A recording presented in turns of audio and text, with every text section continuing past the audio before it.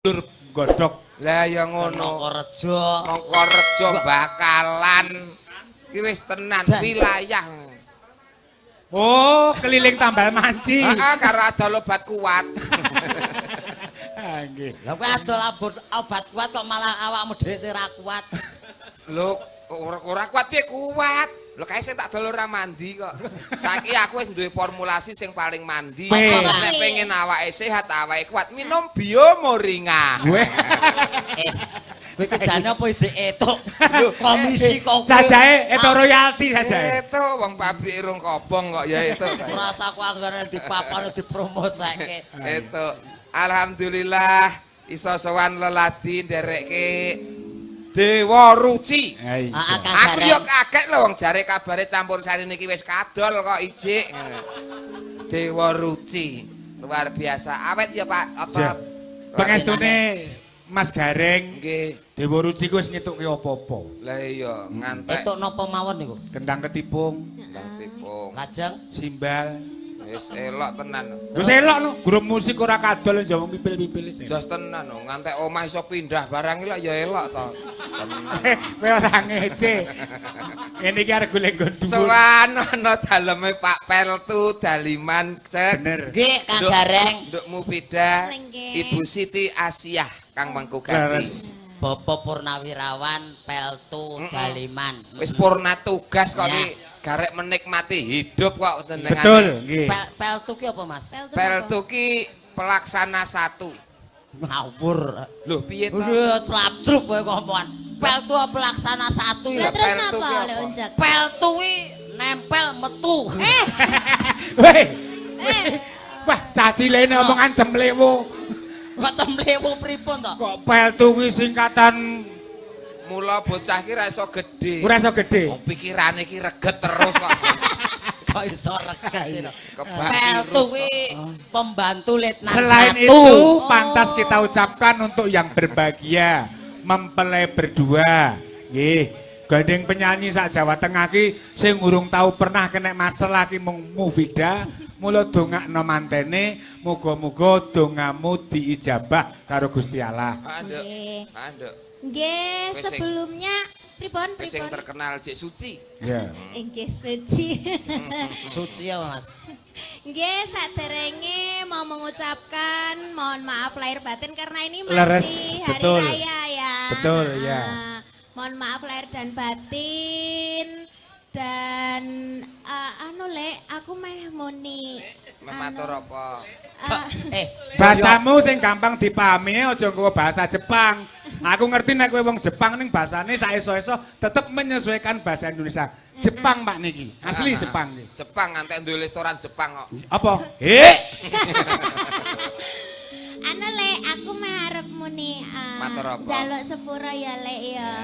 Badan iki aku ki oke banget dosane. Ya padha-padha. Wis pokoke sepiro gedene nggon aku sik pangga gede nggonamu ya Le. Iya ngono to. Piye to? Urusan aja ki sing masalah Iki gede. piye to?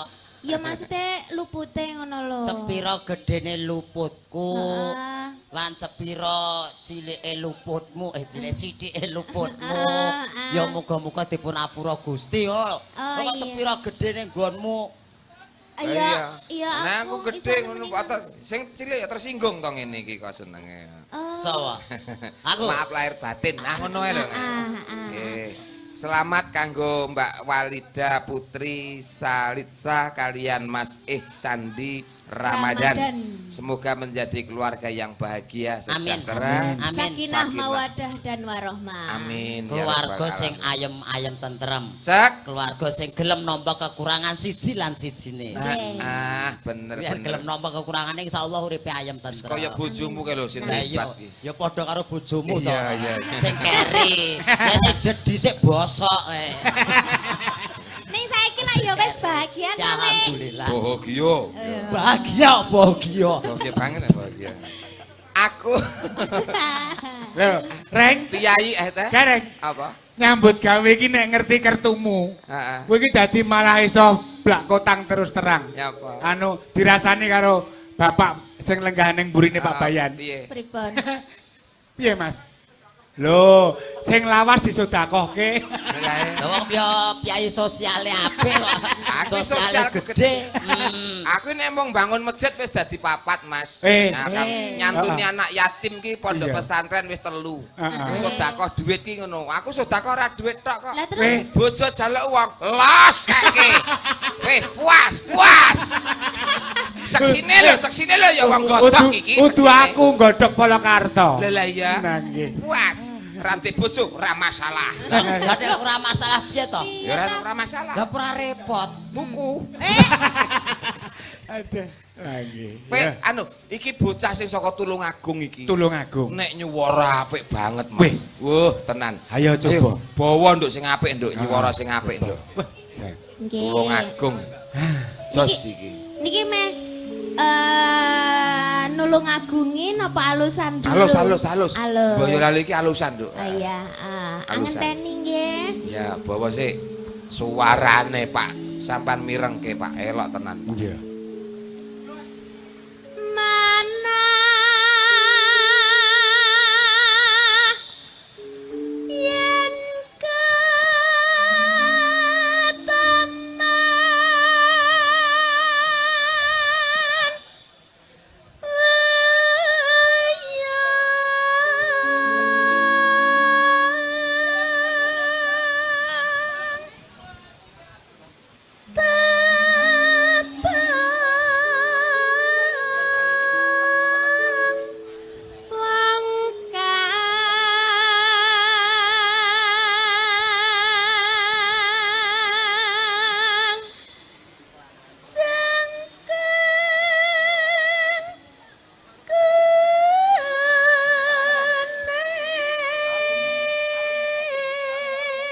Ayo upamane suarane arum jumbuh karo piyayine Mas Gareng Mas. Lah pripun Pak De? Pancen piyayine kene disawangki apa jenenge kuwi nyocoke karo kahanan kabisane.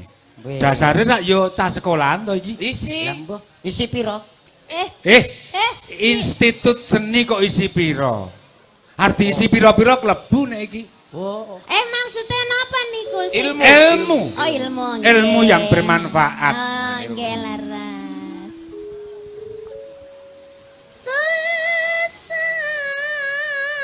Lamun den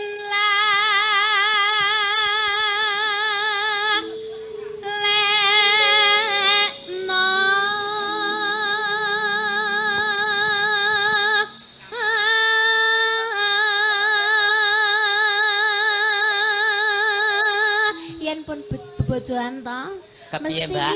lek sama pasangannya mesti susah untuk dilupakan gitu loh kalau berjauhan. Ngono. Kayak contoh sing mesra upamane kuwi perjodohan iki calonmu rada nengah kono. Mumpung iki diabadikan karo video sing kondang Tsunami. Zunani. Kok tsunami? Zunani, le pindah jeneng iki kapan, Rek? Syuting apa? Zunani. Tsunami TV. Macaku tsunami to iki. Lek alah mbok yo ngadeg ta ya lek. Oh alah bocah iki ayu-ayu kira. Lah ngapa? Aku wis ngadeg kok ngono Wis ngadeg to. Iki asline dhuwur kok, Nduk. Oh lah. Pirit dilangi telu diceperke lho. Beda motor po. Piye anu Mbak? Dikandrung. Jenengan Iya. gandrungan kalih kula. Gandring. Gandrung. Karo mlaku. Mlaku ora lho, karo tamu ora lho. Ya ampun, Mbak Mufidah. Piye? Arep nyekolahke anake. Kayak PAUD. Gandrung nyekolahke anak Lah kepiye kok to? ya nyekolah. Jarine mau menerima dari kekurangan. Oh iya. Ya iki pancen jodhone Mufidah iki yo ngene iki. Ya wis ganti. Gandeng. Mlaku. Mbak Mufidah, Oke. tumbasan pinten? Dadi kaya wedhus. Kok malah ngono. Anu iki? genti anu Kang Gareng kantine Mbak Nah, Mufidah. rezeki ngene iki lho, panganan. Cah cilik ini. Mbak Mufidah. Aja nyontekke yang kakung nggih. Lara iki. Kayak Parah. wong komplikasi ya. Parah. Ora sabar kancane itu anu serik. Ayo. Ya. Ayo to lek mlaku ngono lho lek. Oh alah mlaku aku ki sak jangka kok sampean 5 jangka to. Mung yo cepet to. Ayo. Darmane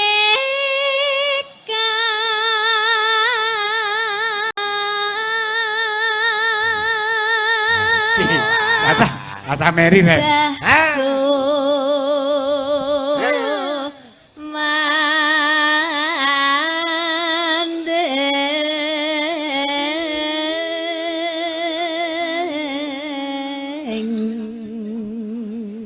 Lanang ora wibawa ngono. Lah piye? Setidaknya ngene lho Mas lho.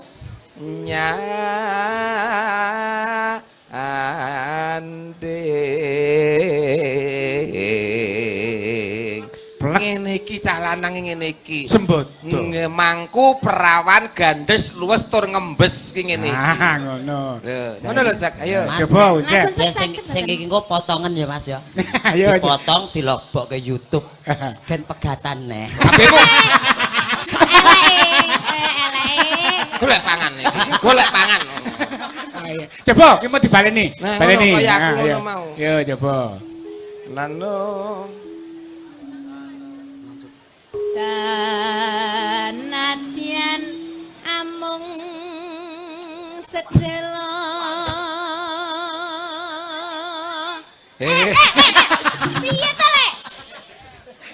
Lah kok malah kuwi iki? Sing mangku ki kowe. Ah zaman modern kok. Ya gentian to, masa wong lanang terus sing rekoso, ya genti wong wedok.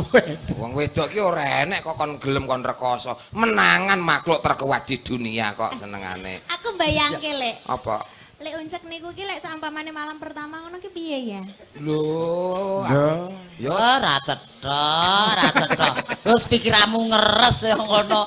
Malam pertama wis rasa bayangke. Lah terus Ayo praktekke kene ya.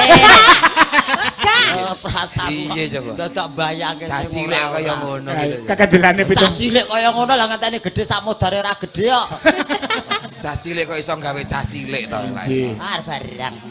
Ayo Mbak Mut. Unjuk uninga dateng Bapak Koramil Banyudono kasuwun foto pakurmatan lesarengan Pamangku Gati. Monggo lajeng. nambahi sang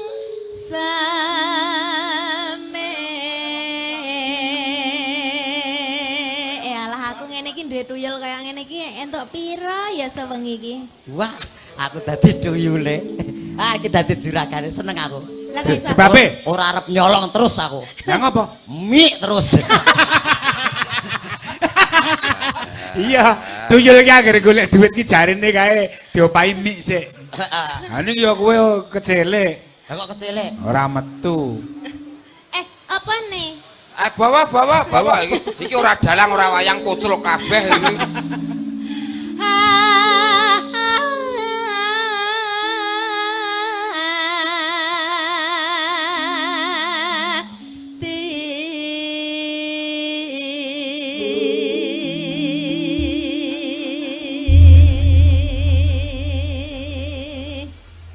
Dik Mufida tembange apa? Angenteni. Tambahi siji. Sing di Ah sing mak subur makmur, gemah ripah loh jinawi. Palen. Oh iki. Ya. Oh iya. Kok Ini. Mahrifah loh Mriki, Jinawi. mriki. Little body. Little body ki apa? Silite gatel kelebon wedi. Bahaya.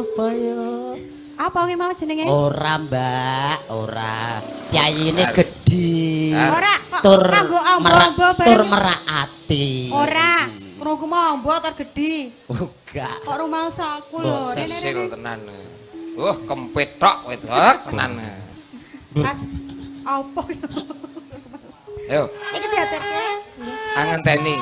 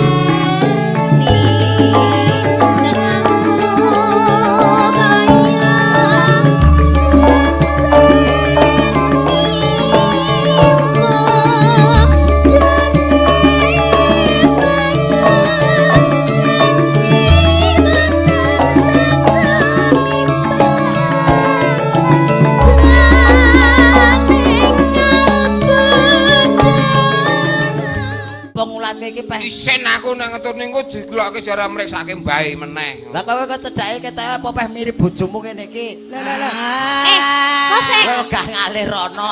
Bojoku iki kaya iki ngono. Lho bojomu kae prah ya kaya mbak iki lho. apa ya? Ayu iki. Bojone ya budi ngene iki to. Wah, piye to? Kok seleramu lek gede-gede to, Lek? Lah sing tak goleknya Tugu Mojopahit kok. Tuku Mojopahit. Cah cilik ngono senengane gede-gede ya. Sing ya ora apa-apa. Sampean kuwi lho. Semuanya kok cilik iki. Semono dadi sepiro lho kok. Niki tugel. Nang, mus primus. Kok primus to, Mas Uncek?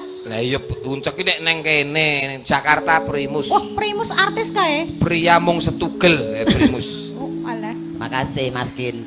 Kin sapa? Kincer. Tak kira ki pria muka setan. Nang. Tak. Sik arep foto karo Le, arep foto karo Le. Ya, foto sik. Lho kenang-kenangan nggih, Bu. Mengke teko ngomah nggawe wedan-wedan tikus. Makasih. Nggih. Niku kalih Kang Gareng pindah damel kenang-kenangan. Mbok menawa yen ra suwen kasar. Ora foto tak antemi pokoke. Hah? Amplop aku lagi golek kok ora amplop. Lagi golek kok amplop. Ya Mbak sapa Tia? Tia. Kenal apa ora? Ora kenal panggil hamba Allah ngono wae kok. Ya wis, Mbak Tia iki Mbak Tia. Tak jalak ya citra janji dosi rene mas kang berarti lamun sira ganti ati rina aku tarasa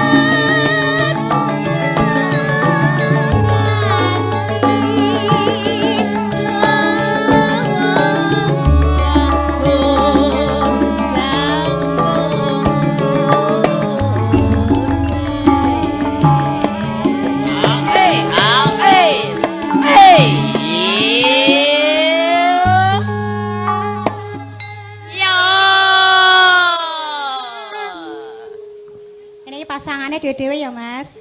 Mas Sapa? Gareng, Mas Gareng milih sapa, Mas? Milih aku apa Mbak Mufida? Ya iki ora apa-apa aku. Iki ora apa. Ben ha?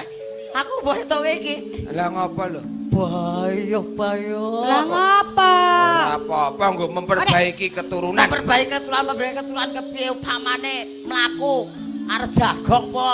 Nek arep nang pasar terus aku nang burine. Terus lah dilokke wong-wong. Dilokke piye? Sabine ngletong. Kurang ajar. Berarti kowe retonge. Lah ya kowe sabine yo. Gedhe mbok aku cilik ae. Iki. Heeh. Ya Ya kana. Aku yo mang kaya ngono ki sak ngayahe piye yo an. Ra yakin. Piye to kaya ngene iki kena nggo dolanan kok. Lah iki ya duwe anak, duwe bojo lho rumahsamu. Apa iya, Lah Mas? duwe anak duwe bojo, anake karo iki bekti, anake karo iki seneng, ora tau anake rewel. Didolani iki anake ora tau tutukoke dolanan kok. Hah? Iki iso nggo dolanan kok. Piye? Lah piye to? Piye? Contone piye? Iki nek dienggo dolanan apik kae. Madhep rono Coba. diuntir. Rasa urape. Uklik colke. Oh, kaya ya dolanan cah cilik kaya. Apik. Kayak mentok-mentokan. Nak nggonku ki biasane ora ning mburi, Mas. Ning ngarep anune. Hanya. Dolananku ngono kuwi kok dolanan. Dolananmu ngene iki ta. Ya. Tak puntir kok ora eneng. Mosok renek. Aku ra tega lek arep muntir nggon bagian ngarepi. Kowe rasah nguntir, Dik. Lah ngopo? Kowe nyayang ae. Kana. Ayo, Ayo, Dik. Nggih. madhep wis madhep nang raine ngono lho. Sawang raine ngono. Sopo? Nek nyawang ki omongan ki Jenengan nyawang nyawang raine. kula ngoten lho. Nyawang Lah Ayo tas sawang awet mau ku nyapa basa ora krasa. Aku ki gak seneng ya ngono ki kok koyo ra penak ngono lek menyawang ki ya Mas. Lah aku dipenak-penake ngono ae lho. Mbok ya Ira iku ki ning kene ora ning kene iki. Alah ngene iki ya rai ngono wae. Rai apa? Rai lok. Ibuke malah usul Apa? bibir bawah. Unceke, mbok ya ora mbok cethake nggo mic. Lah iki ibuke batere ramok. Monggo. Lah lanjut. Iki mau gilirane sapa? Kene apa kono? Aku. Oh kono ta.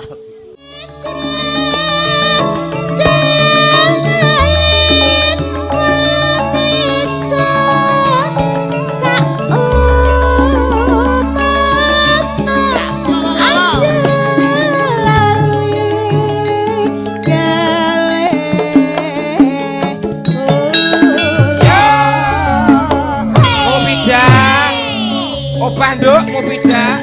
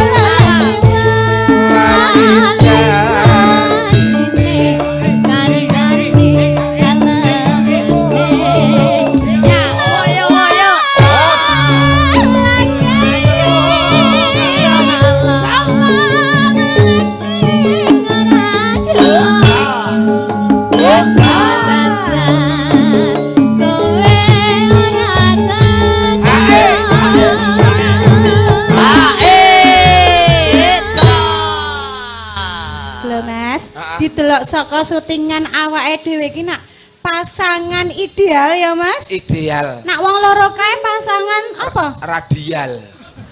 Anu. Kok sia-sia to ya? Radial ki bah. Ya ideal. Pokoke nek aku kelakon dadi bojomu Cahayu. Malam pertama arep tak jak nginep neng hotel berbintang. Mergo aku karo kowe kan orang kaya. Orang kaya ya Mas. Sayangku cintaku. Aku lek kok malam pertama arep kajak nang endi? Awake dhewe rasah milik karo tanggane dhewe. Aku Tanggane dhewe ketoke wah ning asine pikirane ya mumet awake dhewe prasaja apa anane malam pertama engko ning gubuk kae ya. Alah, gubuk ta ya. Lah witekno kepiye malah anu kepenak lho. Ben kawe dicokoti nyamuk. Ben kowe katon wibawa kanggo kanca-kancamu mangkat nyambut gawe kowe tak tukokke kendaraan Toyota Alphard. Wah sing larang kae ya Mas. Aku seneng aku. Katimbang ku awake dhewe tembe mburine akeh utang, mumet, marai stroke, engko tak tukokke angkong ya. Gempane angkong. Lah mesake bojone kaya mewah-mewah ngono kuwi lho Mas, sing Pajero Sporot niku lho Mas. Pajero Sport tok Sporot iki lho. Karep ben katon gumebyar cahyamu, tak tukokke perhiasan emas kalung gelang 24 karat 3 kilo jumlahe. mate abot kuwi iki lho Mas, aku ya pengin Mas kalung 24 karat. Njaluk ya 3 kilo. Sok 8 kilo no Mas. 8 kilo. Aku pengen. Ya aja sing 24 karat to. Lah terus sing pira? Sing sekarat ae. Ya Allah keremen ya tanggane awake. Ekonomi lemah kae mangane wae lemah kok piye to. ben sehat awakmu, bercahaya kulitmu, nek dahar sing enak-enak ya nduk. Pizza, hamburger, spaghetti. Bener. Sayangku, aku pengen pizza, hamburger, spaghetti. Aku pengen sing daging-dagingan loh sayang. Mbok ya aku ditukoni panganan enak-enak. Neko wong desa ki mangan apa enenge? Kowe spaghetti, hamburger, ususmu panunen. Usus tak panu. Pangane penak wae. Apa? Gendar. Cetitet. Kaya ampun kaya ngomong gendar ki, ngomong gendar ki dadi rezekine Mbah Rebin lho kuwi. Kok iso? Mbah Rebin juragan Karak dumadi saka Gendar kuwi. Oh, Mbah Rebin ki sedulure Pak Daliman. Pak Daliman, Pak Peltu. kuwi kulaan Karake nang Gadingan Mojolaban kono. Mbah Rebin iki. Mbah Rebin. Oh, Wong ngopeni putra-putrane mergo Karak saiki malah wis umroh barang lho cek piye. Alhamdulillah. Awake dhewe iki sorene kan ya lumantar Mbah Rebin to. Lah iya ta. Lah iya mung trimo Karak. Doyone Karak Trimo cethitet gendar ya. luar biasa. Ngece. Sok nek wis duwe anak Cahayu. Oh, piye Mas? Anakmu arep tak sekolah kene sekolahan favorit. Sing larang ya. Yo. Mas, aku pengen sekolah anakku metu jebrat ta ya, Mas.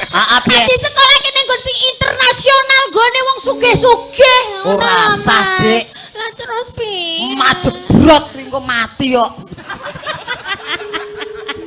Ya, dongane nek kaya ngono. Proses lahir ben cepet selamat, kowe sesar wae ya nduk ning rumah sakit. Mas, aku pengen disesar, Mas. Aku pokoke sole lahiran pengen disesar dikekrek-krek ngono lho, Mas. Alah kowe engko marine kesuwen. Lah piye terus? Engko tak rogoh tak krowok ngono ae. Kok rusuh men to tanggane awake iki? Ekonomi lemah kok Lah iya. Ya Allah, sia-sia. Kaya sampean ki Bapake usul. Apa? Kon nyudik. Lah iki bayi apa telek aku ya. Wes peganten ae ndek bojo kaya ngono kuwi ora nyait. Lah iya to. Wis rasa gagas tangga teparune sing penting awake dhewe iki urip ayem tentrem. Ora usah golek gengsi-gengsinan. Ngono ya. Apa enenge ngono wae. Tenan ya. Berarti kudu nrimo apa? Kudu nrimo ing pandum. Heeh. Wah ketoke wah, jabone wah, jerone malah pikiran lara ati, malah cilaka. Ngono kuwi. Bocah ki anggar ngomong berarti nglakoni. Ya wis ajake iya kuwi. Ngono kuwi. Dek nembang Dek mesake bojomu Dek. Ya. Aja mbok sia-sia Dek, ketang gede ya. Janjane Ya nyanyi ya janjane. Ya iso nyanyi to? sawah. Kowe. Ora. Lha kuwi mung Aku ikut janjane kok. mbok nyanyi ndang, ben fungsi paru-parune ndang nyanyi.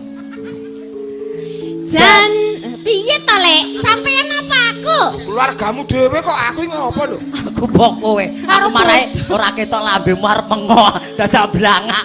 Cek, ayo salim sik karo kancane TPA. Lah. Salim. Kancane paut kuwi. Salim sik, salim sik. Salim. Salim, yo. Salim sik. Enggak usah malu-malu anjing ah. Kucing. Kucing Nangis dulu, mah nangis. Oh, saking Syukur, medeni. syukur. Tanggung jawab. Kowe tanggung jawab kowe. Tanggung jawab kowe nangis lho. Nangis bocah lho iki. Oh, nangis ngandake pake rene gebuk pake kowe engko ben. Del ndase. Ayo, nyanyi nakno. Kowe. Aku apa Kowe, sampean? kowe. Tenan. Lonjot ngono kuwi, muto. Oh ya ndang. Iya. Ndang ta. Aku ya. Janjane kowe nek balakanmu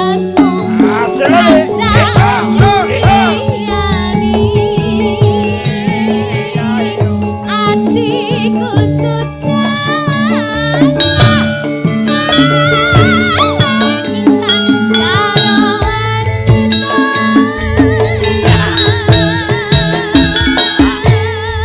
Matur nuwun. Nduk Mufidah, Mbak Tia, terima kasih.